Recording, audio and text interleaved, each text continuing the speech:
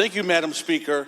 Madam Speaker, this bill prohibits local governments from adopting or using regulations that prohibit the installment or use of electric security alarm systems that are protecting areas zoned as manufacturing, industrial, or where outside equipment is stored, as long as they meet the international standards for electronic security.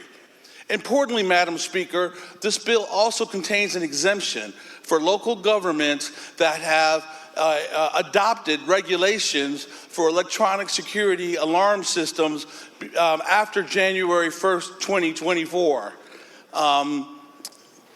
Finally, this bill requires a non-electric perimeter fence around the electric security alarm systems for security purposes.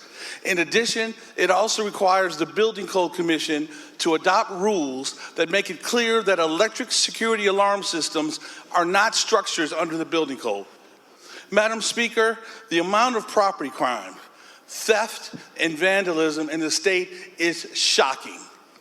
This bill empowers authorities to charge those that are responsible for these crimes, and I urge your support of this bill.